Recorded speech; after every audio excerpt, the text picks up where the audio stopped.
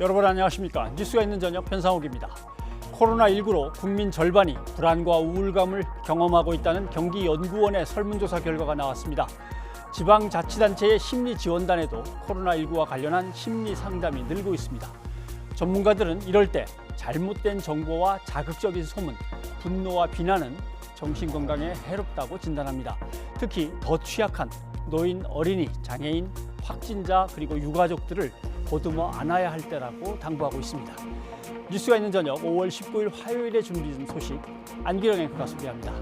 전해주시죠. 예, 오늘의 주요 소식 정리해드립니다. 삼성 서울병원에서 간호사 4명이 코로나19에 감염된 것으로 확인돼 우려가 커지고 있습니다. 한 달 전 등교 수업을 시작한 직업전문학교에서도 재학생 확진자가 나와 학교가 폐쇄됐습니다. 코로나19 상황 짚어보겠습니다. 고3 학생들의 등교 수업은 예정대로 내일부터 시작됩니다.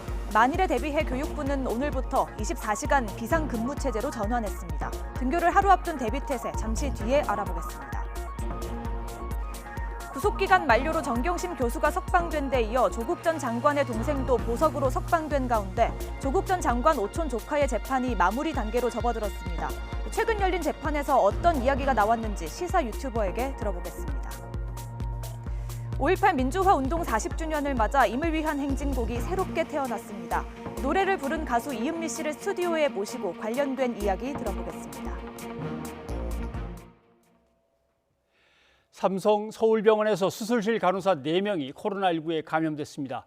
국내 대형 병원 의료진 가운데 확진이 나온 건 이번이 처음이라 병원 내 집단 감염으로 번지지 않을지 우려가 커지고 있습니다. 이현아 기자와 함께 자세히 더 알아보겠습니다. 이 기자. 네. 예. 우선 삼성 서울병원 상황부터 좀 설명을 듣죠. 네, 삼성 서울병원 수술팀 소속 간호사 4명이 확진 판정을 받으면서 현재 방역당국이 긴장을 하고 있는데요. 예. 이들은 흉부외과, 산부인과 관련 19명의 환자 수술에 지금까지 참여한 것으로 확인이 됐습니다. 증상 발현 시점을 살펴보겠습니다. 지난 16일 29살 간호사 1명이 미열과 인후통 증세를 보여서 자가격리에 들어갔고요. 어제 확진 판정을 받았습니다. 이후 흉부외과 수술병동에서 접촉한 간호사 3명이 추가로 양성 판정을 받았습니다. 하지만 아직 감염 경로가 밝혀지지 않은 상황인데요. 관련해서 방역당국의 발표 들어보겠습니다.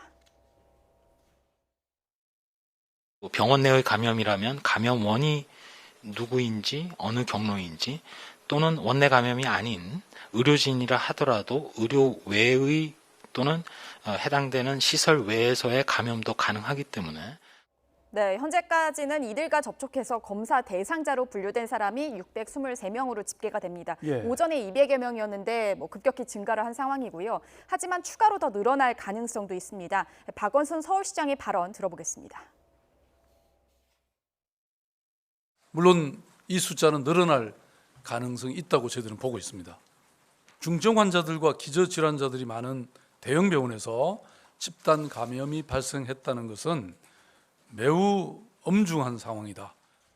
네, 삼성 서울병원은 이후에 수술실 25개를 모두 폐쇄했고요. CCTV 등을 통해서 접촉자들을 조사하고 있습니다. 네. 일단은 병원 내인지 아니면 병원 시설 외부에서인지 그것부터 좀 빨리 밝혀졌으면 좋겠는데 네. 예, 고생하겠네요. 또 거짓말로 이제 문제를 키웠던 인천의 학원 강사 이 사람과 관련된 지역 감염도 또 사례가 있는 거죠? 예, 계속 늘어나고 있는 모습인데요. 인천 학원 강사에서 시작된 이 확진자가 8명이 추가돼서 현재까지 25명으로 늘었습니다. 앞서 학원 강사를 자신의 택시에 태웠던 택시 기사와 부인이 확진 판정을 받았었는데 오늘은 이 택시기사의 4살 손자도 양성 판정을 받았습니다. 지난 4일 택시기사가 이 해당 학원 강사를 태웠고요. 4살 손자는 9일부터 17일까지 이 할아버지 집에서 머무른 것이 확인이 됐습니다. 네, 이 택시기사의 이제 가족들, 이 택시기사 말고 다른 택시기사도 또 확진 판정을 받은 거죠? 네, 그렇습니다. 또 다른 택시기사의 확진 판정 사례인데요. 이 확진 판정을 받은 이 또 다른 택시기사는 지난 6일에 아들과 용영동 소재의 동전 노래방을 갔다가 감염이 됐습니다. 네. 같은 날 6일이었는데 확진 판정을 받은 이 학원 강사 제자가 다녀간 곳이기도 합니다. 이들의 시간 차이는 단 1시간 정도였습니다. 이후에 택시기사의 아내도 양성 판정을 받았는데요. 아내의 직업은 학습지 교사로 확인이 됐습니다. 인천시는 학습지 수업을 받은 학생 34명과 또 동료 교사 30명에 대한 조사를 진행 중이고 해당 택시를 이용한 승객들도 역시 추적 중인데요. 또 택시기사가 이와 별개로 또 지난 9일과 10일, 16일에 경기도 부천과 고양시 뷔페에서 프리랜서 사진사로 일하기도 한 것으로 또 나타나서요. 접촉자 확인 작업도 진행 중입니다. 우선 택시, 그다음에 노래방, 이제 계속 이제 장소들이 하나씩 나오는데 네. PC방에서도 확진자가 추가로 나왔다고요? 그렇습니다. 앞서 말씀드린 이 동전 노래방과 같은 건물에 위치한 PC방인데요. 지난 6일이었습니다. 같은 시점입니다. 이 PC방을 방문한 한 명이 확진 판정을 받은 것인데요. 이 해당 건물은 인천의 미추홀구에 위치한 비전 프라자라는 빌딩인데 2층에는 동전 노래방이 있고요. 11층에는 확진자가 발생한 PC방이 있었습니다. 인천시는 현재 지난 6일 오후 3시부터 밤 12시 사이에 이 건물을 단용한 사람들은 검사를 받으라고 요청했고요. 갈수록 지역사회 감염 사례가 증가하고 있는 만큼 또 다중 이용 시설의 자제를 거듭 당부했습니다. 네.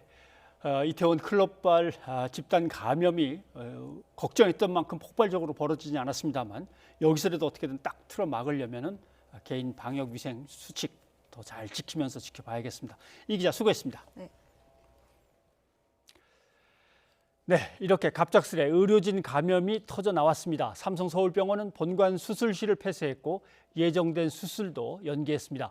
병원 전체 혹은 일부 병동을 동일 집단으로 격리하는 코호트 격리는 확산 상황을 봐과하며 검토한다는 방침입니다.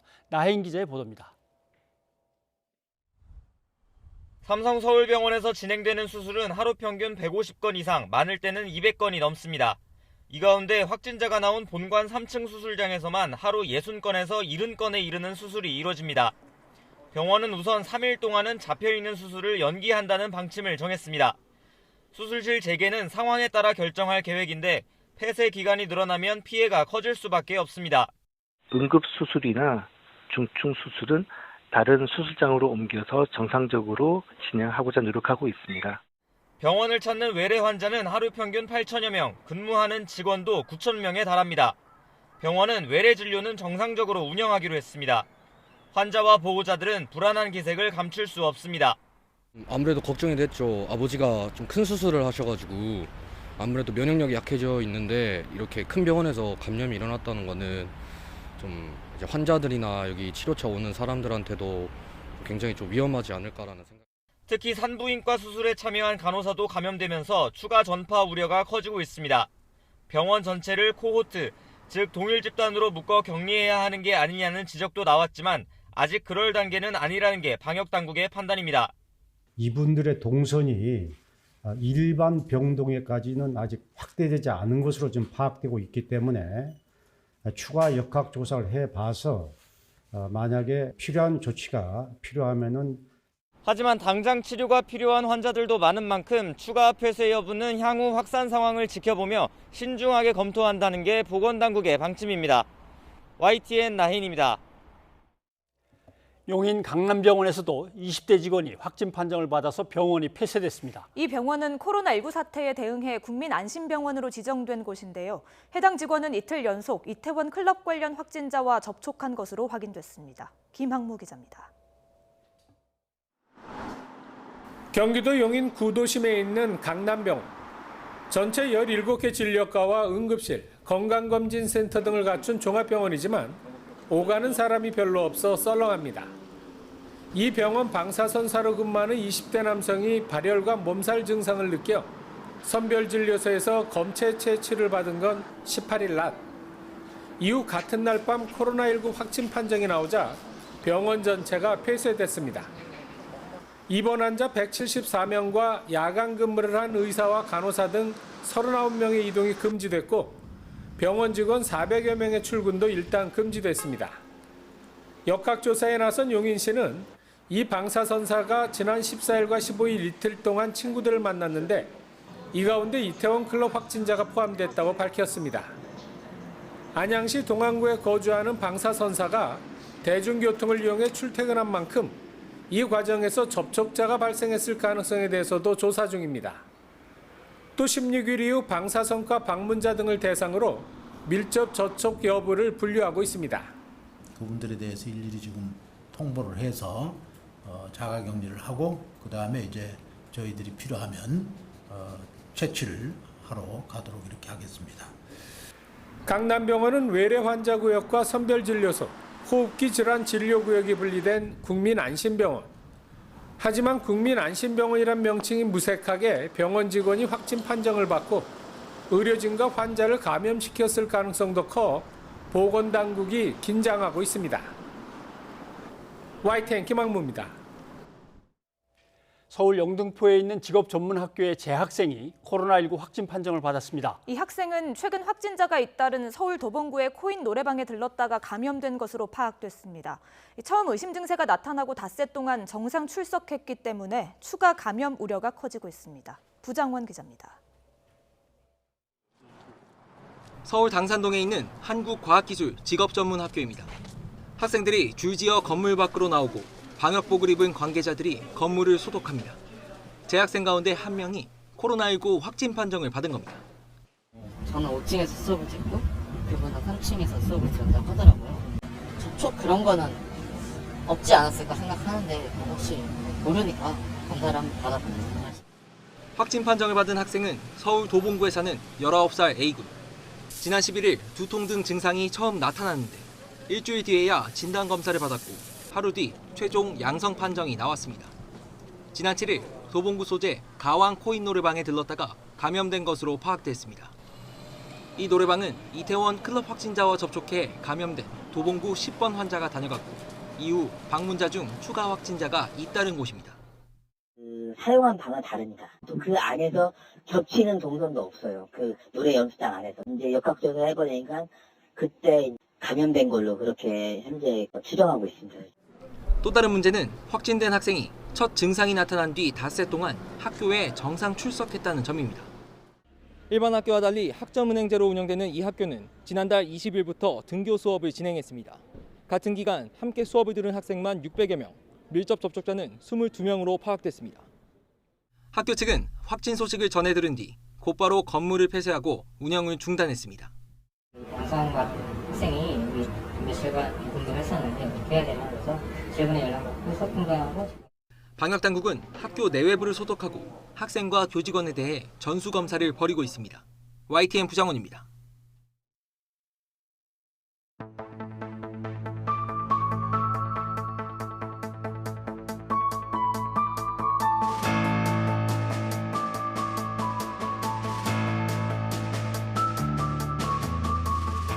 현재 지역 감염 상황은 우리 방역망이 감당할 수 있는 수준이고 정부와 학교, 가정이 힘을 모으면 안전한 등교 수업이 가능할 것입니다.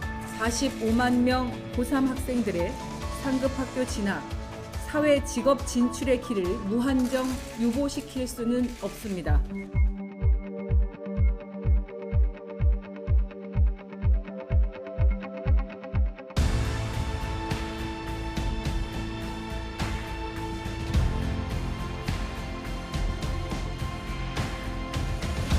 고3 등교 개학은 우리의 생활 방역 체계가 성공을 하느냐라는 중요한 잣대가 될 수가 있습니다.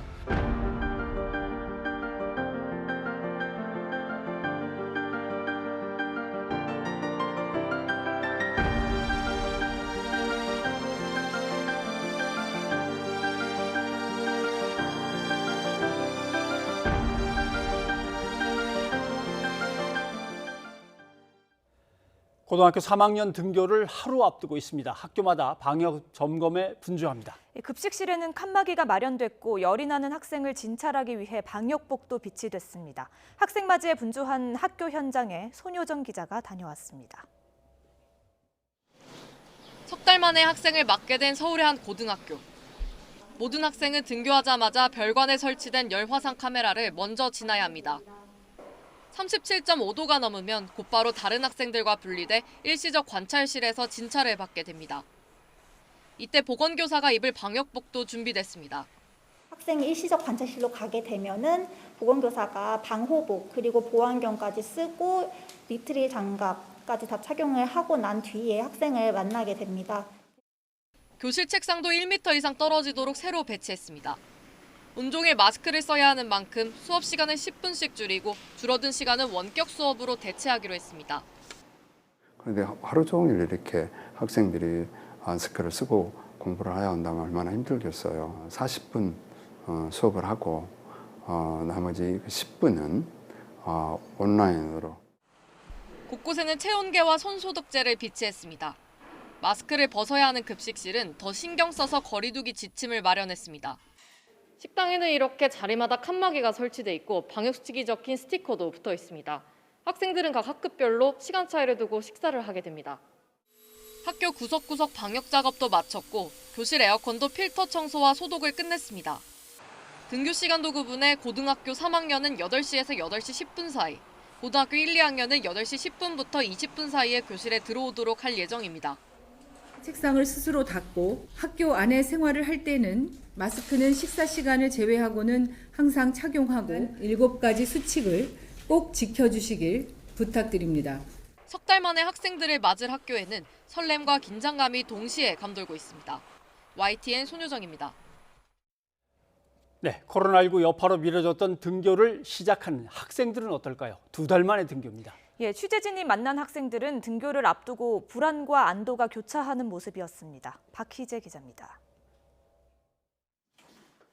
학교 수업 시간표를 보면서 가방을 정리하는 고등학교 3학년 이윤서 양. 2달 넘게 인터넷 수업만 듣다가 친구들과 선생님을 실제로 만날 생각에 마음이 설렙니다. 이제 고등학교 3학년이 어떻게 보면 진짜 저의 10대 마지막이잖아요. 근데 그거를 친구들이랑 못 보낸다는 게 너무 아쉽고. 늦어진 입시 일정으로 불이익은 없을지, 혹여라도 아픈 친구가 생겨 학교가 문을 닫진 않을지 문득문득 고민이 밀려오는 것도 사실입니다. 개학을 하면 또 어떻게 확진자가 나올지도 모르고 고3 학생들로서는 많이 이런 입시적인 문제에서 불안하니까 또 지금 개학을 하는 게 맞는 것 같고. 스터디 카페에서 홀로 공부하던 김석현 군은 얼른 선생님들을 만나 깜깜하기만 한 공부 방향을 세우고 싶은 마음이 간절합니다. 특히 재수생들이 입시에 몰릴 수 있다는 소식에 내신 성적 걱정이 큽니다. 방향성도 못 잡았는데 그래도 학교에 개학을 하면 등교 수업을 들으면서 선생님들께서 정해주신 커리큘럼을 따라갈 수 있기 때문에 아무래도 수시를 준비하는 데는 그나마 다행이지 않을까. 학교 밖도 감염 위험이 도사리는 상황이라 오히려 선생님들이 관리해줄 학교가 더 안전할 거란 생각도 듭니다. 스터디 카페나 독서실과 같이 다중 이용 시설을 이용하곤 합니다. 그러한 시설을 이용할 때는 아무래도 이렇게 직접적인 위생으로서 도움이나 관리를 해줄 수 없는데 학교에 가면 그래도 선생님들의 도움을 받고. 엉켜버린 입시 일정에 불안해하던 학부모들도 등교는 불가피하다는 생각이지만 감염 우려는 여전한 만큼 방역을 철저히 해달라고 거듭 학교에 요청하고 있습니다. 저희 아이가 고3이기 때문에 입시라는 현실을 무시할 수 없잖아요. 지자체와 협조를 통해서 돌봄 인력을 좀 충원해 주시는 방안까지 방법을 모색해 주셨으면 좋겠습니다. 불안한 마음에 선택 등교제를 하게 해달라는 의견도 여전히 적지 않습니다. 또 등교를 시작하더라도 기말 시험, 방학 등 여러 학사 일정과 수능 시험 날짜도 아직 확정된 게 없는 상황이라 당분간 혼란은 불가피해 보입니다. YTN 박희재입니다.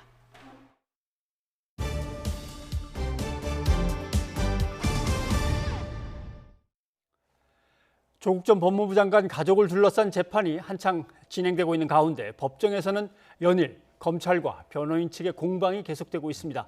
양지열 변호사와 유튜브 채널 빨간아재 박효석 시사 유튜버를 모시고 얘기를 나눠보겠습니다. 두 분 어서 오십시오. 안녕하십니까. 예.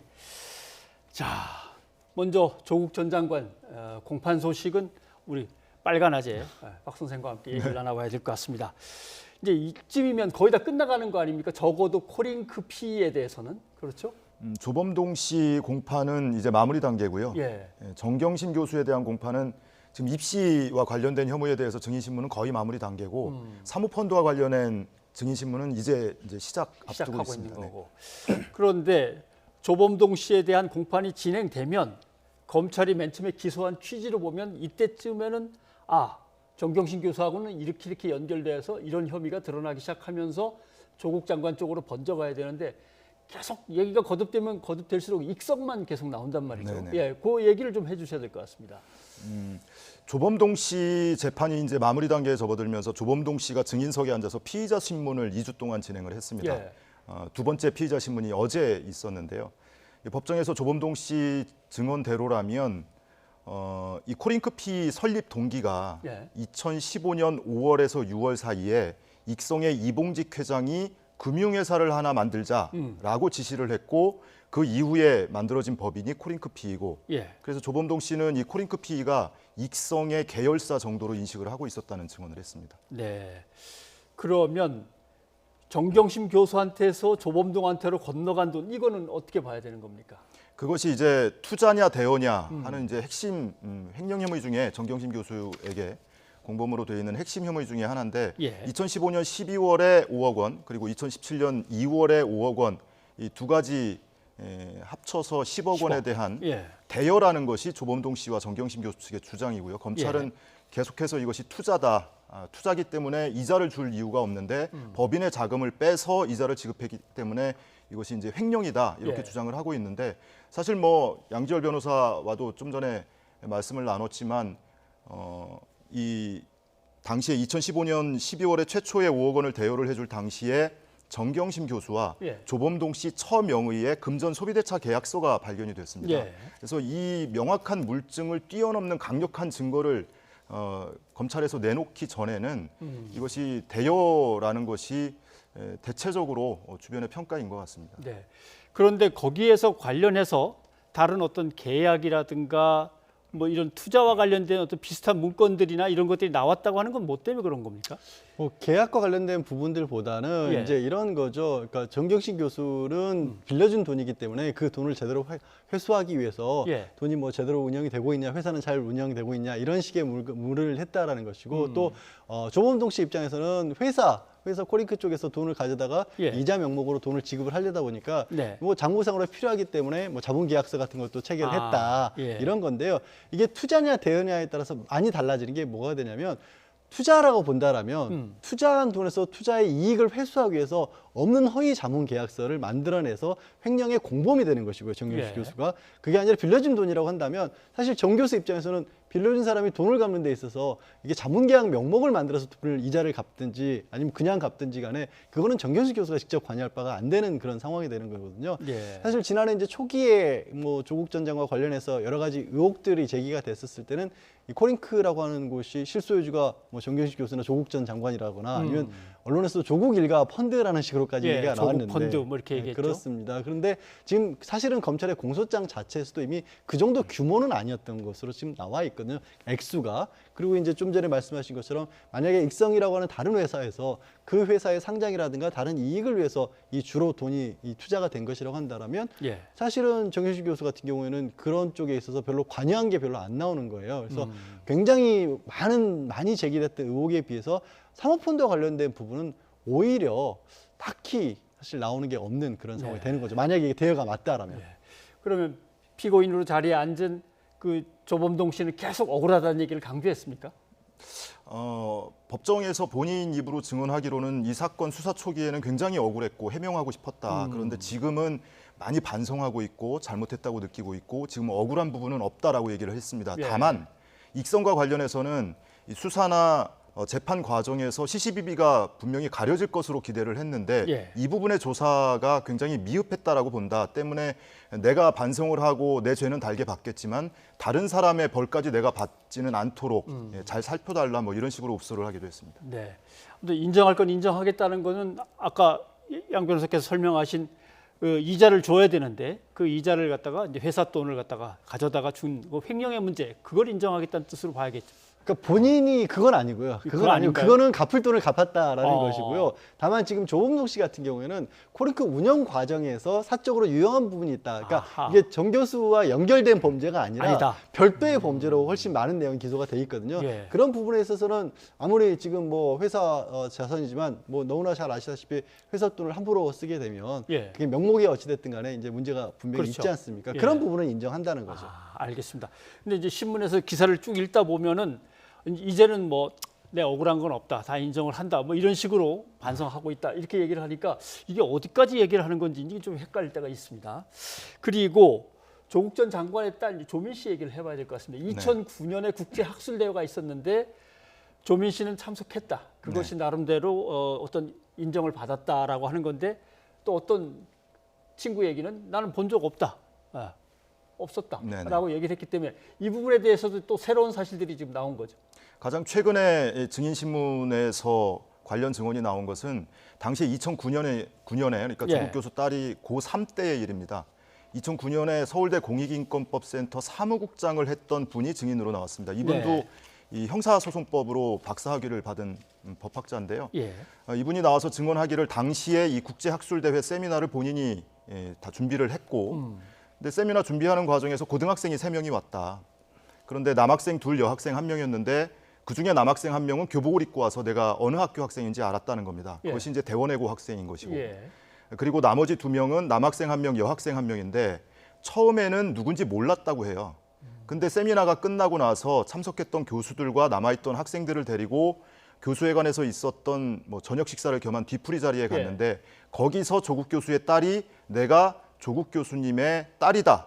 옆자리에 앉아서 그렇게 본인 소개를 했다고 합니다. 그래서 그런 증언을 건 조국 교수 옆자리라는 뜻입니까? 그 자리에 한 10여 명이 있었으니까 굉장히 뭐 많은 사람이 있었던 건 아니죠. 근데 그 자리에서 본인 소개를 했기 때문에 내가 명확하게 기억을 한다. 이렇게 증언을 했습니다. 그러면 전체가 아무튼 다 있는 자리에서 일어났고 그 대신 교복은 안 입었다는 뜻이군요. 그 대원외고 학생 1명은 교복을 입었는데 나머지 2명, 남학생 1명, 여학생 1명은 사복을 입고 있었다고 해요. 그러니까 지난번에 이 대원외고 학생과 한영외고 학생이 법정에 증인으로 출석을 했을 때는 뭐 교복이 뭐 동복이냐 하복이냐 우리 학교 교복이 아니다 이런 걸 가지고 논란을 빚었는데 이 사무국장의 증언은 당시 그 2명은 사복을 입고 있었다는 겁니다. 이게 사실은 보지 못했다라는 증언은 좀 애매합니다. 왜냐하면 동선이 엇갈리거나 시간이 엇갈릴 수 있는 거니까. 근데 내가 봤다라고 하는 걸 또 부정하려면 이건 좀 검찰로서 난감하게 됐네요. 그래서 사실 검찰 입장에서는 상당히 많은 부분에 있어서 이제 입증을 해야 되는 책임이 검찰에 있기 때문에 확실하게 나오지 않았었다라는 부분이 입증이 돼야 되는 거거든요. 근데 물론 뭐 여러 가지 반대 얘기도 있습니다만 영상을 제출했고 그 영상이 맞다라는 증언도 있고 조국 장관의 딸이 또 아니라는 사람의 증언도 있고 또 직접 소개를 받아서 그의 얘기를 나눴다는 증언도 있고 그러다 보니까 이렇게 여러 사람들의 말이 엇갈릴 경우에는 법원의 판사 입장에서는 확신을 갖기가 어려워지는 거죠. 그러니까 유죄로 인정을 하려면 나왔지 않았다는 그 자리에 없었다는 게 확실해야 되는데 그렇지 않을 가능성이 좀 생기는 거죠. 추가로 그 법정 증언은 아니지만 당시 이 세미나에서 사용제도에 관한 이 발표를 했던 교수 중에 한 분이 백태훈 교수라는 분이 계신데 하와이 대학의 로스쿨 교수있는 그분이 이 증인 신문이 있던 날 저녁에 본인이 세미나에서 이 조국 교수의 딸을 소개를 받았고 한영외고에 다닌다고 해서 기특하다고 칭찬까지 해줬다. 그런데 이걸 지금 뭐 검찰이 당시에 조국 교수 딸이 참석을 안 했다라고 주장을 하고 있는 걸 보면서 실소를 금할 수 없다 이러면서 본인의 SNS에 글을 올리기도 했고요. 아마도 그분이 공식적인 어떤 입장을 어떤 형태로든 재판부 측에 또 전달을 하지 않을까 이런 기대를 또 일각에서 하고 있기도 합니다. 근데 외부 진술서를 낼 수도 있고요. 외부에서 진술서를 낼 수도 있고요. 외부에서 낼 수도 있고 그게 이제 검찰 측에서 이거 우리는 못 믿겠다 하면 직접 불러서 증인신문을 할 수도 있습니다. 근데 이제 부르다 보면 또 미국에서 들어오려면 15일 뭐 이렇게 되는 거 아닙니까? 지금 좀 어려움은 있는데 그리고 그 먼저 얘기를 했던 그 증인 김 국장 그죠? 사무국장 김 씨. 그 사람은 왜 검찰에서 진술하고 좀 다르냐 이 얘기가 나왔죠? 검찰 진술 조서에는 당시에 명확히 기억하기 워낙 오래전 일이니까 10수년 전의 일이니까 명확히 기억이 나지 않는다. 뭐 이런 취지로 진술을 한 부분도 일부분이 있습니다. 그런데 본인이 재판부에서 다시 한번 물었거든요. 어느 기억이 정확한 것이냐. 본인이 이 법정 진술이 더 정확한 것이다라고 기억을 떠올려서 증언을 한다고 했고요. 또 하나 이제 뭐 세미나에 참석했는지 여부는 일부분입니다. 사실 더 중요한 것은 이 보름 동안의 이 인턴십 확인서 이것이 정작 중요한 것인데 이 김 국장의 얘기는 인턴십 확인서에는 당시 센터장이던 한인섭 교수의 직인이 찍혀 있는데 그 직인은 본인이 관리를 하고 있고 관리를 책상 밑에 이제 보조 서랍을 두는 경우가 있지 않습니까? 사무실에 거기에 시건 장치까지 해서 관리를 하고 있기 때문에 그것은 본인이 아니고 제3자 다른 교수가 됐든 누구가 됐든 다른 사람이 그걸 꺼내서 찍을 수는 없다는 겁니다. 그러니까 본인도 오래전 일이라서 본인이 직접 발급을 해줬는지에 대한 기억은 불분명한데 만약에 그걸 발급이 돼 있고 직인이 찍혀 있다면 그것은 내가 발급한 것일 것이다. 이런 취지의 증언을 하기도 했습니다. 알겠습니다. 거의 이제 조범동 씨에 대한 증인 신문 같은 건 끝났다고 한다면 제일 기억에 남는 인물은 누구십니까? 증인 중에 기억에 남는 분이라면 조범동 씨 법정에 증인으로 나온 분이 한 20명 정도가 되거든요. 예. 근데 그 중에 상당수가 이미 피의자신 분입니다. 아. 그 중에 어떤 분은 자택 압수수색을 당했던 분도 있고요. 피의자 신분으로 한 15차례 검찰 출석 조사를 받은 분도 있고 그 중에 일부는 구속영장까지 청구가 됐던 분들도 있습니다. 예. 이분들은 대체로 조범동 씨와 이해를 달리하는 분들이에요. 근데 이분들이 조범동 씨 법정에 증인으로 출석을 해서 증언을 하고 있는데 이해관계를 달리하는 피고인에 관한 증언을 하는 데 있어서 과연 얼마나 객관적으로 증언을 할 수 있겠는가. 이 부분에 대해서 좀 의문이 좀 남고요. 그리고 정경심 교수 법정에 증인으로 출석을 했던 분 중에 가장 기억에 남는 분이 동양대 조교 김모 씨입니다. 예. 이분은 지난해 9월 10일 그러니까 검찰이 동양대학교를 압수수색하고 나서 일주일 뒤에 검찰이 다시 한번 동양대에 가서 강사 휴게실에 있던 PC를 임의 제출을 받아옵니다. 예. 그런데 임의 제출한 사람이 바로 이 2명 중에 한 명이 이 김조교인데 김조교가 법정 증언 과정에서 굉장히 깜짝 놀랄 만한 증언을 해요. 뭐라고 했냐면 당시에 임의 제출과 관련한 자필 진술서를 쓰는데 검찰이 불러줬다. 그리고 불러주는 대로 받았었다라고 하는 겁니다. 그래서 법정이 깜짝 다들 놀라서 난리가 났죠. 겁먹었는데 예. 어떻게 써야 돼요라고 물으니까 이렇게 불러주는 대로 그냥 썼다. 예. 이런 뜻이네요. 근데 이제 그걸로 끝나는 게 아니고 이분의 법정 증언 중에 굉장히 의미심장한 얘기를 하는데 당시에 검찰이 불러주는 대로 받아 적으라고 해서 이분이 처음에 이제 이렇게 쓰면 안 될 것 같다. 아다르고 어다른데 예. 그래서 좀 거부를 했다고 해요. 그래서 당시에 무슨 일이 있었다. 어떤 사건이 있었다라고 의미심장한 얘기를 하거든요. 그래서 증언이 끝나고 나서 제가 이분을 하루 뒤에 또는 이틀 뒤에 수소문을 해서 전화로 인터뷰를 했는데 예. 굉장히 깜짝 더 놀랄 만한 얘기를 합니다. 그 얘기인즉슨 당시 상황에서 검찰이 아마도 그 PC 본체를 이 김조교가 가지고 있었다. 본인이 인수인계 받았다. 그리고 내가 확인을 했다. 이런 워딩을 진술서에 적어 넣으라고 했는데 예. 그것은 이제 뭐 우리 양 변호사께서 더 잘 아시겠지만 형사소송법상의 임의 제출을 할 수 있는 자격 조건이 있거든요. 예. 소유자, 소지자 또는 보관자 지위를 아마 검찰이 부여를 하려고 그런 워딩을 쓰라고 한 것 같은데 어찌됐든 내가 이렇게 쓰기는 좀 어렵다라고 했더니 검찰이 얘 안 되겠네, 얘 징계해야 되겠네. 예. 너 관리를 제대로 못한 거니까 관리 미숙이니까 징계해야 되겠네. 이렇게 이야기를 하더라는 겁니다. 그래서 본인이 깜짝 놀랐고 당시에 굉장히 두렵고 무서웠다. 더더구나 그 얘기를 할 때 바로 옆에 이 학교 행정지원처장도 같이 있는 자리였거든요. 예.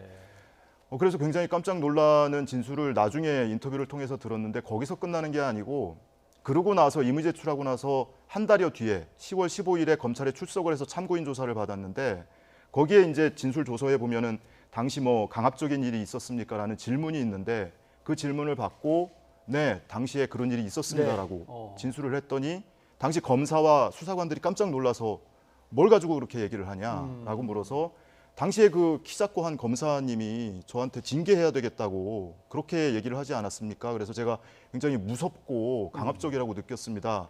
이렇게 진술을 했다는 거예요. 그럼 이 진술이 그대로 다 적혀 있어야 되는 거 아닙니까? 그 진술은 적혀 있지는 않고요. 그러니까 예. 피고인으로서 참고인으로서 한 게 아니고 그 뭔가 사건에 관한 내용이 아니라 상황에 대한 설명 과정이 있기 때문에 아마 그거는 기록은 안 됐을 거예요. 알겠습니다. 예. 아무튼 뭐 아직도 공판이 더 남아 있으니까 그때 더 얘기를 모셔서 듣기로 하기로 했습니다. 다음 얘기로 넘어가야 될 것 같습니다. 이번 얘기는 역시 갈수록 뜨거워지고 있는 윤미향 당선인에 대한 위안부 할머니들과의 관계 얘기입니다. 이 부분은 먼저 당선인의 인터뷰 내용이 하나 있는데 피해자 쉼터 논란과 관련해서 안기령 앵커가 소개를 한 다음에 다시 돌아오죠. 정의기억연대 출신인 윤미향 더불어민주당 당선인을 둘러싸고 논란이 계속되고 있는데요. 이번 사안을 엄중하게 보고 있다고 했던 이낙연 전 총리. 오늘은 당 차원의 강한 조사와 조치가 필요하다는 의견을 지도부에 전달한 것으로 확인됐습니다. 민주당 박용진 의원 역시 당 차원의 확인 과정이 있어야 된다고 주장했습니다.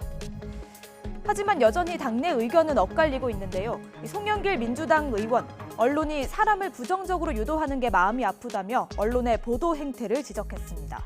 또 위안부 문제로 싸워온 시민운동가에게 최소한의 예의가 있어야 한다고 덧붙였습니다.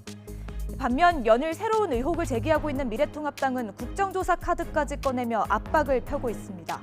이런 가운데 윤미향 당선인은 내일 외신 기자들을 상대로 예정됐던 기자회견을 오늘 돌연 취소했습니다. 윤 당선인은 내일 회견에서 논란에 대해 입장을 표명할 계획이었던 것으로 알려졌는데요. 취소 배경에 관심이 모아지고 있습니다. 네, 양 변호사님. 뭔가 조국 전 장관 수사 때 언론들에 의해서 엄청나게 의혹들이 쏟아졌다가 막상 공판에 들어가니까 하나씩 정리가 되는 또 이런 걸로 가는 거 아니냐, 데자뷰 같은 느낌이다라고 하는데 전체적인 혼란스러운 이 모습을 어떻게 보십니까? 일단 이제 정의기억연대에 대해서 우리 뭐 국민들이 가지고 있었던 기대 같은 것들이 있기 때문에 예. 불거진 의혹에 대해서 언론이 관심을 가지고 크게 다룬 건 저는 어느 정도는 뭐 불가피한 상황이라고 봅니다. 다만 그 일부의 어떤 언론들 같은 경우 볼 때 이제 뭐 전문가의 말을 비르는 형식으로 해서 이게 뭐 횡령이나 배임이 아니면 있을 예. 수 없는 일이라든가 근본적으로 또 지금까지 이제 특히 제일 많이 초기에 혼돈스럽게 보도가 됐던 부분은 국세청 홈페이지 홈택스에 공시가 된 부분은 예. 외부에 알려주기 위한 내용이기 때문에 정의기억연대 가지고는 회계장부하고는 좀 다른 거거든요. 근데 공시 내용만 가지고 마치 회계장부 자체가 잘못됐던 것처럼 그렇게 좀 혼란스럽게 보도했던 그런 내용들도 좀 있어서 명확하게 좀 가려내면서 보도를 해야 될 부분도 있고 아직은 뭐 의혹을 제기하는 건 좋지만 거기에 대해서 이 정말로 무슨 확실히 문제가 있는 것처럼 보이게 만드는 거는 그런 건 좀 부정적으로 보였습니다. 네. 근데 일각에서는 윤미향 당선인이 맨 처음에 해명할 때부터 좀 꼬이거나 아니면 입장을 좀 잘못 취한 거 아니냐 이런 지적도 있습니다. 그 점에 대해서 이제 언론이 어떻게 보도하느냐의 문제인 것 같고 예. 더더군다나 이 진해원 검사가 페이스북에 글을 SNS에 올려서 당시 뭐 지난해 여름부터 진행된 조국 전 장관 사건과 유사한 분위기가 느껴진다는 거죠. 언론이 너무나 무차별한 기사를 쏟아내니까. 그래서 예. 제 생각은 언론이 조금은 좀 흥분하지 말고 좀 차분했으면 어떨까 하는 생각을 하게 됩니다.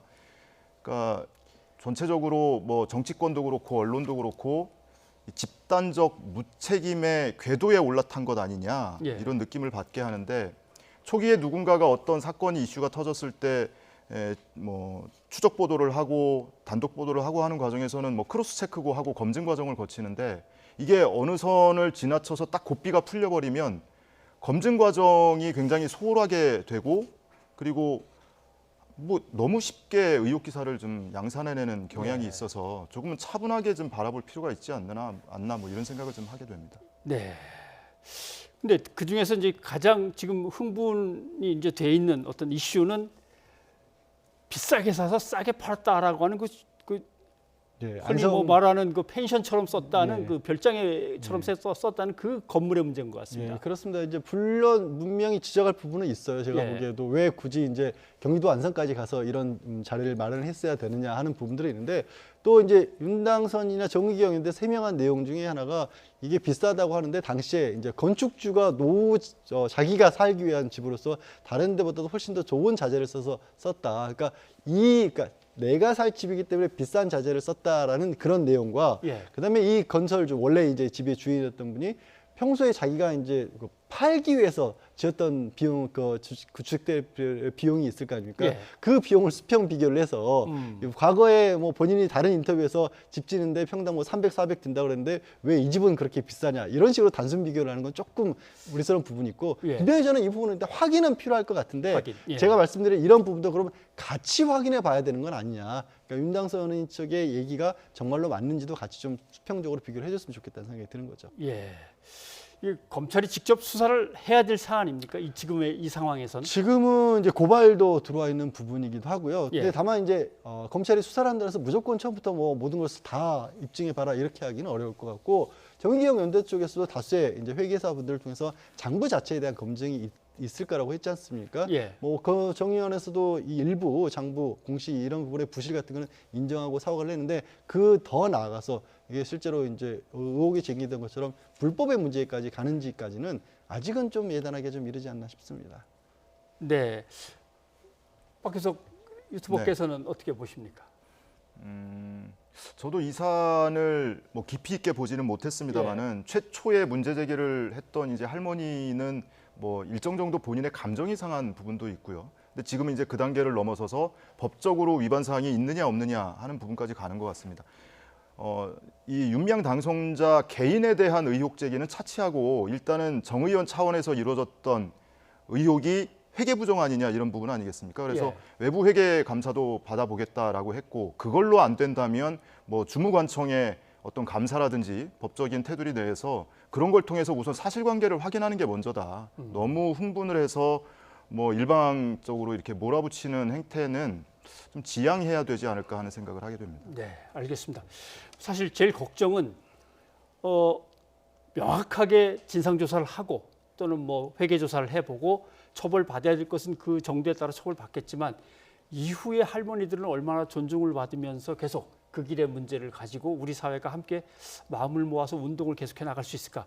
이게 지금 뭐 제일 걱정되는데 일단 이 걱정도 뭐 진상이 확실히 밝혀져야만 어떻게든 그 다음에 이어서 생각해 볼 수 있는 거라 또 그때 한번 모시고 얘기를 들어봐야 될 것 같습니다. 두 분 고맙습니다. 네, 고맙습니다. 일본의 외교 청서, 일본 정부의 공식 문서입니다. 2020년 외교 청서에 한국은 중요한 이웃 국가라는 표현이 3년 만에 다시 등장했습니다. 경색된 한일 관계를 단계적으로 풀어가겠다는 뜻을 담은 것으로 보이지만 독도 영유권 등 양국의 현안에 대해서는 기존 입장을 되풀이했습니다. 도쿄 이경하 특파원이 보도합니다. 최악의 상황으로 치닫던 한일 관계는 지난해 12월 양국 정상의 만남으로 숨고르기에 들어갔습니다. 그 뒤 열린 국회 연설에서 아베 총리는 한국은 중요한 이웃이라고 이례적으로 언급했습니다. 한국은元来基本的価値と戦略的利益を共有する最も重要な隣国であります。 대결에서 해결로 국면을 바꾸려는 기류는 일본 정부가 내놓은 올해 외교 청서에서도 확인됩니다. 일본 정부 공식 문서에서 한국을 중요한 이웃 국가로 표현한 것은 지난 2017년 이후 3년 만입니다. 관계 개선의 필요성은 인정한 겁니다. 그러나 각종 현안에 대한 일본 정부의 인식은 한치도 달라지지 않았습니다. 일본 고유 영토인 독도를 한국이 불법 점거하고 있고 위안부 문제는 2015년 한일 합의로 최종적이고 불가역적으로 해결됐다는 입장 역시 여전합니다. 또 일제 강제동원 배상 판결과 위안부 화해와 치유재단 해산, 후쿠시마 오염수 문제 등을 놓고 한국의 부정적인 움직임이 멈추지 않아 어려움이 이어지고 있다고 기술했습니다. 지난해에 이어 한일 관계 악화의 책임을 한국에 모두 돌리는 모양새입니다. 外交青書における個別の記述内容は該当する年における我が国の外交活動を総合的に勘案した上で判断をしております。 인식차가 여전한 가운데 오는 7월로 1년이 되는 수출 규제와 강제동원 배상 판결에 따른 일본 기업의 자산 매각 등 한일 관계의 향방을 결정할 난제들이 기다리고 있습니다. 잠시 수면 아래 머물렀던 양국 현안들은 코로나19 사태가 진정되면서 다시 뜨거운 외교 쟁점으로 떠오를 전망입니다. 도쿄에서 YTN 이경아입니다. 한 육군 부대에서 훈련 중 쏜 박격포탄이 목표 지점에서 1km나 빗나가 자칫 인명피해가 날 뻔했습니다. 해병대에서는 어이없는 기관총 오발 사고도 일어났습니다. 임성호 기자입니다. 지난 14일 경기도 파주의 한 육군 부대가 사격 훈련을 진행했습니다. 107mm짜리 박격포탄을 2.2km 밖 목표 지점에 탄착시키는 훈련이었습니다. 그런데 포탄 한 발이 목표 지점보다 1km나 멀리 날아갔습니다. 살상 반경이 최대 40m라 낙하 지점에 사람이 다니거나 민가가 있었다면 인명피해가 날 수도 있는 아찔한 상황이었습니다. 다행히도 박격포탄은 산림청 소유 야산에서 폭발했습니다. 육군은 해당 고폭탄에 장약이 과다 주입돼 오발 사고가 난 것 같다고 설명했습니다. 당시 사격을 준비하던 간부가 포탄에 들어있던 장약을 일부 빼내야 했는데 그러지 않았다는 겁니다. 일종의 안전사고인데요. 그 지켜야 되는 절차와 매뉴얼에 좀 소홀함이 있었던 것 같습니다. 군에선 최근 화기 사고가 잇따르고 있습니다. 지난 13일 북측과 1.8km 떨어진 경기도 김포 해병대 전방 초소에서 해병대 부사관이 실수로 KR-6 기관총 한 발을 북쪽으로 쏘는가 하면 이달 초 북한군의 GP 총격대는 우리 측 원격 기관총의 핵심 부품이 파손돼 먹통 상태였다는 사실도 뒤늦게 알려졌습니다. 현장에서 작전이 진행 중인 상황에 있었던 부분이고 그리고 상황 보고에서 일부 누락된 부분이 있었다고 말씀을 드렸습니다. 잇따르는 화기 사고에 군이 지휘 체계와 군사 대비 태세를 철저히 재점검해야 한다는 지적이 나오고 있습니다. YTN 임송호입니다. 지난 3월 25개월 된 딸을 성폭행한 초등학생을 처벌해달라는 청와대 국민청원이 공분을 사면서 53만 명이나 동참했습니다. 그런데 조사 결과 이 청원은 사실이 아니었고 청원을 올렸던 30대 여성은 공무집행 방해 혐의로 경찰의 조사를 받게 됐습니다. 차정윤 기자입니다. 지난 3월 청와대 국민청원에 같은 아파트에 사는 초등학교 5학년 어린이를 처벌해달라는 청원이 올라왔습니다. 25개월 된 자신의 딸이 성폭행을 당했다는 겁니다. 가해 학생 부모의 안일한 대응을 지적하며 공개한 카카오톡 대화 내용은 공분을 샀고 청원 참여자가 53만 명이나 됐습니다. 하지만 경찰 조사 결과 해당 청원은 사실이 아니었습니다. 가해 아동이 실존하지도 않았고 카카오톡 대화나 피해 어린이 진료 사실도 청원 내용과 달랐습니다. 어린 피해자가 겪었을 고통에 공감하며 피해자에게 힘을 보태고자 했던 국민의 마음이 모였던 청원입니다. 그러나 수사 결과 해당 청원은 허위 사실임을 확인했습니다. 앞서 국민청원에는 SNS에 본 허위 게시글을 올리거나 해외 동영상을 끌어오는 등 사실과 다른 청원이 20만 명 이상의 동의를 얻는 경우가 몇 차례 반복됐습니다. 지난해 3월부터 최소 100명의 동의를 구하도록 한 사전 동의제도 시행됐지만 이번 사례 같은 가짜 청원을 막지는 못했습니다.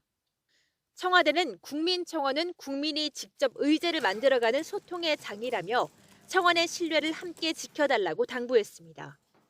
25개월 된 딸이 성폭행을 당했다며 가짜 청원을 올린 30대 여성은 공무집행 방해 혐의로 경찰 조사를 받고 있습니다. YTN 차정은입니다. 5.18 광주 민주화운동 40주년을 맞은 어제 극우 인사인 지만원 씨도 그냥 있지는 않았습니다. 지 씨는 최근에 공개된 미국 외교 문서를 거론하면서 선동을 합니다. 5.18 전쟁에서 우리가 이겼다. 전쟁. 미국 CIA 리포트가 광주는 폭동이라고 했다. 지 씨가 언급한 그 미국 외교 문서는 미국 국무부가 스위스 제네바에 있는 미국 대표부에 보낸 한국 상황 보고 제7번 문서입니다. 온건한 시민위원회가 이제 뒤로 빠지고 급진파가 상황을 통제한다. 인민재판소 설치됐고 처형도 있었다는 얘기가 있다라는 보고 내용입니다. 그런데 지만원 씨는 그 다음 날에 다시 보낸 8번 문서 얘기는 빼버립니다. 8번은 어떻게 돼 있냐면 반란 세력이 인민재판소를 설치해 처형을 자행했다는 앞서 보고한 내용은 완전히 확인된 것이 아니니 조심스럽게 다뤄야 합니다라고 돼 있습니다. 주한 미 대사관 보고에도 똑같이 조심해서 다루라는 경고가 등장합니다. 보면은 역시 이들 내용은 확인되지 않았으니 조심스럽게 다뤄줘야 합니다라고 돼 있습니다. 검찰과 군 검찰부 5.18 수사보고서 5월 24일, 25일 수사 계획에도 폭동이나 인민재판 얘기는 전혀 등장하지 않습니다. 이렇게 지지자들을 속이고 가짜뉴스를 퍼뜨리는 게 그냥 망언이라고 해야 될까요? 이거는 피해자와 유가족에 대한 집요한 폭력이고 국가 질서의 파괴입니다. 이제는 법으로 다스려야 합니다. 21대 국회에 5.18 왜곡 처벌법 신속 처리를 촉구합니다. 뉴스가 있는 저녁 변상욱의 앵커 리포트였습니다.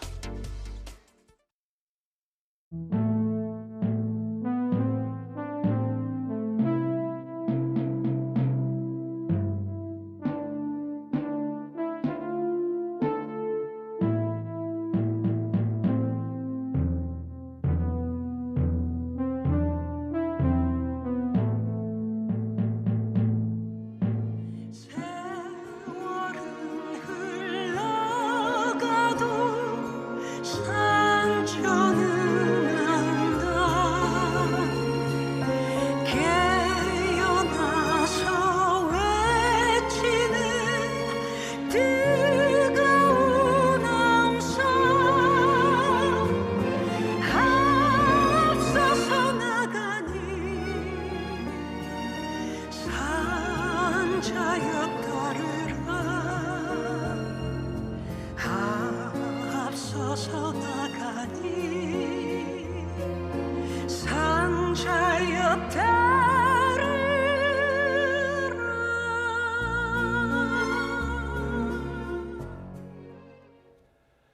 대한민국 민중가요의 대명사 임을 위한 행진곡이 5.18 40주년을 맞아 재탄생됐습니다. 예, 곡에 담긴 메시지는 무엇인지 노래를 부른 가수 이은미 씨가 스튜디오에 나와 계십니다. 안녕하십니까?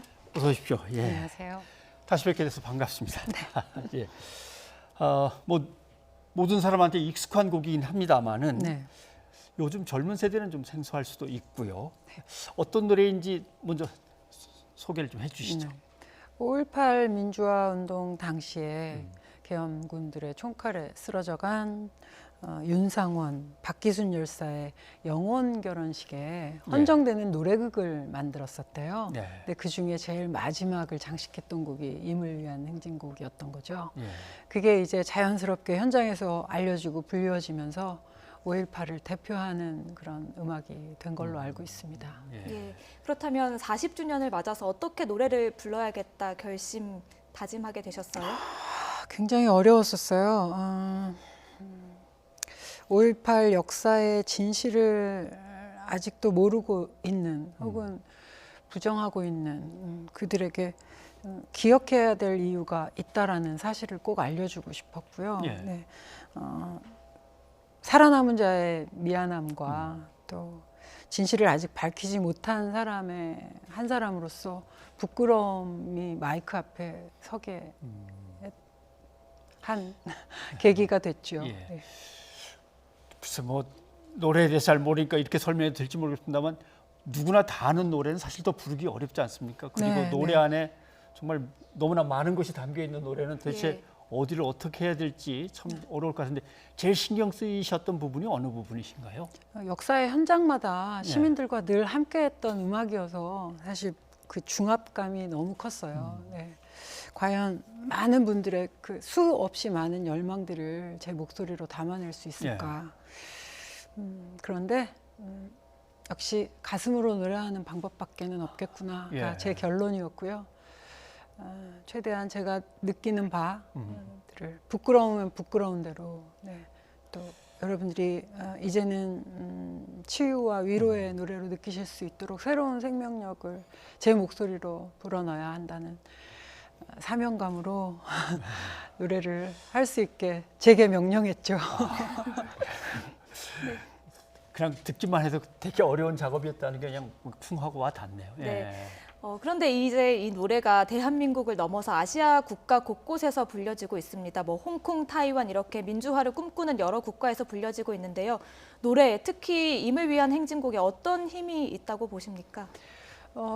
민주주의를 열망하고 자유를 열망한 모든 곳에서 이 노래는 불려졌으니까요. 그것이 아마 사람의 마음을 움직이는 가장 큰 힘이라고 생각을 하거든요.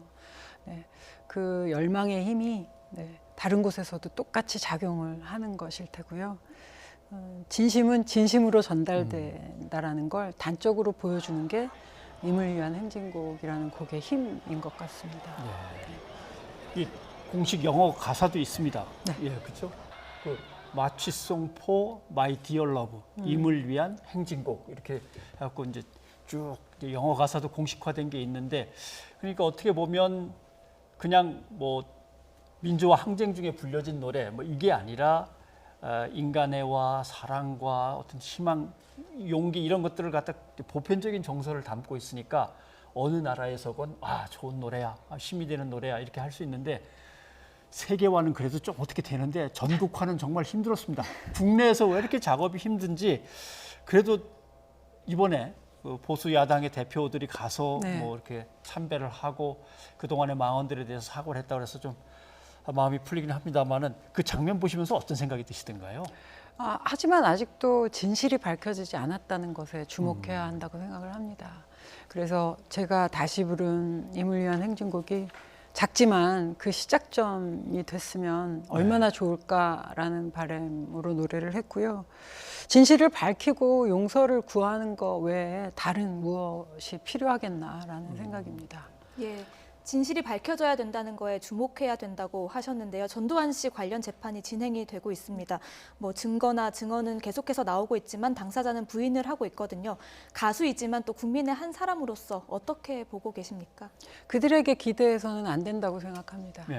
어려울 때마다 직접 나섰던 여러분들의 힘이 결국은 진실을 알 수 있게 할 거라고. 네, 그러기 위해서는 연대하고 깨어 있어야 한다고 생각합니다. 네. 말씀을 하시니까 사실은 언론도 여기에 대해서는 사실은 가해자일 수 있습니다. 그렇죠. 광주에 대해서 그렇게 입을 꽉 닫고 엉뚱한 얘기만 계속 전한 세월이 너무나 길었기 때문에 사실 가해자여서 언론으로서 참 뭐라고 드릴 말씀이 없습니다만은 아직도 정말 더 캐내야 될 이제 많은 진실들이 남아 있는데 개인적으로 꼭 진실이 밝혀졌으면 우리가 잊지 말아야 하는 이야기 뭐 이렇게 전하고 싶으신 게 있다면 어떤 게 있습니까? 제가 가장 가슴 아픈 부분은 지금 우리가 누리고 있는 이 자유는 죽음으로 맞섰던 분들의 덕이거든요. 우리 모두가 그분들에게 채무자라는 사실을 잊고 있는 것 같아요. 네. 그래서 그 부분이 가장 가슴이 아프고요. 진실을 알기 위해 역시 노력해야 할 것 같습니다. 네. 그러기 위해서 임을 위한 행진곡이 계속해서 불리워져야 마땅하다고 생각합니다. 예. 임을 위한 행진곡에 관련된 이야기 여쭤봤는데요. 이은미 씨 앞으로의 계획은 또 어떻게 되시나요? 올해. 네, 코로나19가 빨리. 예. 그래야 저도 무대 위에서 여러분들께 직접 음악을 전해드릴 수 있을 테니까요. 네. 빨리 뵐 수 있었으면 좋겠습니다. 그 코로나19가 이제 풀리는 그 때를 위해서 지금 뭐 준비는 따로 하고 계신 건가요? 그럼요. 콘서트도 준비를 하고 있고 새로운 음악들도 준비를 하고 있는데요. 여러분들을 만나는 시간이 좀 더 빠르게 진행이 됐으면 하는 바람입니다. 예, 저희도 스튜디오가 아니라 무대에서 좀 빨리 한번 뵀으면 좋겠습니다. 기다리고 계신 분들이 많을 것 같습니다. 그렇겠죠. 오늘 이렇게 귀한 시간 내주셔서 고맙습니다. 감사합니다.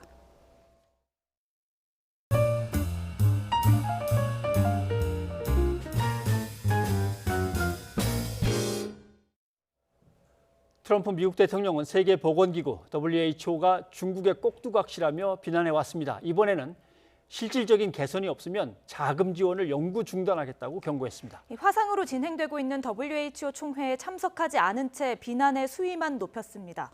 한편 시진핑 중국 국가주석은 코로나19 조사가 WHO 주도로 진행돼야 한다며 미국을 중심으로 한 독립적인 조사 요구를 견제했습니다. 이동헌 기자입니다. 트럼프 미국 대통령이 세계보건기구 WHO는 중국의 꼭두각시라고 비난했습니다. 화상으로 열리고 있는 WHO 총회에서 기조연설을 하지 않은 이유를 묻는 기자의 질문에 대한 답변이었습니다. They're a puppet of China. They're China-centric, to put it nicer, but they're a puppet of China. 코로나19 사태 초기 자신이 중국에 대한 입국 금지를 내렸을 때 WHO가 부적절한 조치라고 반대한 사실을 예로 들었습니다. 중국 책임론도 또다시 거론됐습니다. China should be held responsible for what they've done. They have hurt the world very, very badly. They've hurt themselves also. 트럼프 대통령은 WHO 사무총장에게 보낸 서한을 자신의 트윗에 공개했습니다. 트럼프 대통령은 서한에서 WHO가 코로나19 대응에서 반복적으로 한 실책 때문에 전 세계가 엄청난 대가를 치른 점은 명확하다고 주장했습니다. 이어 앞으로 30일 이내에 WHO가 중국으로부터 독립돼 있다는 점에서 상당한 실질적 개선을 이뤄내지 못한다면 현재 일시 중단된 지원금을 영구 중단하고 WHO에서 탈퇴할 수도 있다고 경고했습니다. 앞서 중국 시진핑 국가주석은 기조연설을 통해 WHO에 대한 지지를 재확인하면서 코로나19가 통제된 뒤 전 세계 코로나19 대응에 대한 전면적 평가를 지지한다고 말했습니다. 하지만 조사는 WHO가 주도하고 객관성과 공정성을 견지해야 한다며 미국 등이 주장하는 독립적인 기구를 통한 포괄적 조사를 견제했습니다. 中方始终本着公开、透明、负责任的态度，及时向世卫组织及相关国家通报疫情信息。 WHO는 유럽연합 등이 요구한 WHO의 코로나19 대응 과정에 대한 독립적 평가를 받겠다고 약속했습니다. 하지만 바이러스 발원지와 같은 논란이 큰 문제는 포함되지 않았습니다. YTN 이동원입니다. 코로나19 백신은 언제 등장할까요? 미국 바이오 기업인 모더나가 코로나19 백신 개발에 성큼 다가섰다고 알려지면서 관심이 쏠리고 있습니다. 모더나가 일단 올해 말이나 내년 초 가능성을 제시하며 희망을 부풀리고 있습니다. 김형근 기자입니다. 현재 백신 개발에 가장 속도를 내는 곳은 미국 바이오 기업 모더나입니다. 코로나19 백신 후보에 대한 임상시험 결과 참가자 45명 전원에게 항체가 형성됐다고 발표했습니다. 특히 8명에게서는 바이러스를 무력화하는 중화 항체도 형성됐다고 밝혔습니다. And today's news was just a very first step, but it's a very encouraging one because to get 8 out of 8 people showing the kind of responses that you hope to see is a really good sign. 모더나는 조만간 600명을 대상으로 2상 시험에 들어갈 예정입니다. 3상 시험은 오는 7월 시작할 계획입니다.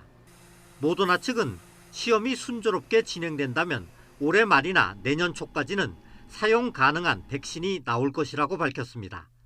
도널드 트럼프 미 대통령이 제시한 백신 개발 일정표와도 크게 어긋나지 않습니다. We've had tremendously good and positive information on therapeutics, on cures, and on vaccines. Yes, sir. From some of the most respected companies in the world, and researchers, and doctors, and labs, and that's coming in.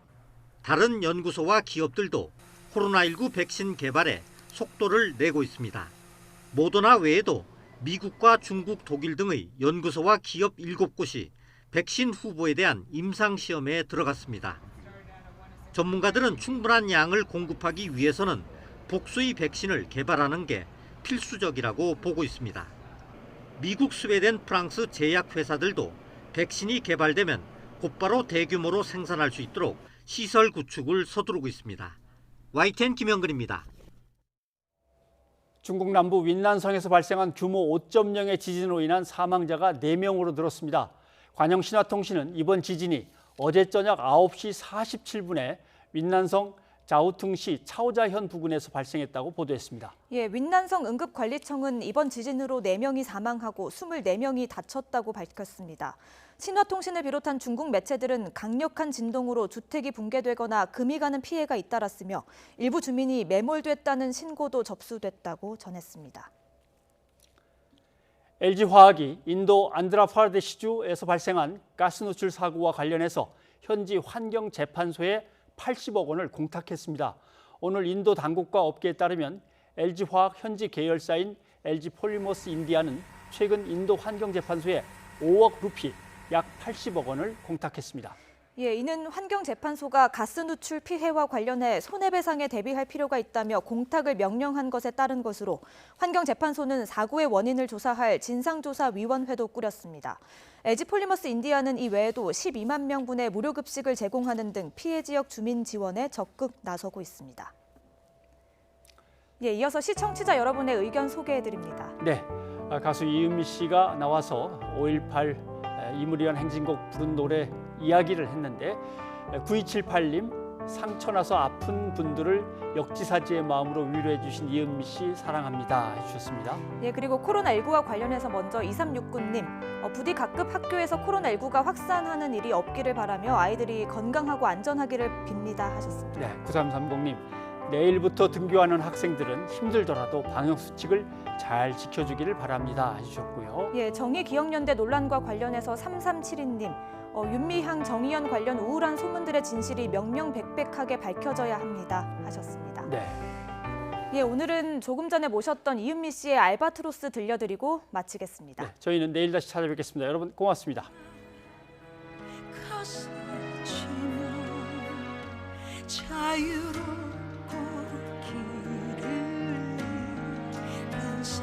갇힌 폭풍 앞에서 쓸 때 말씀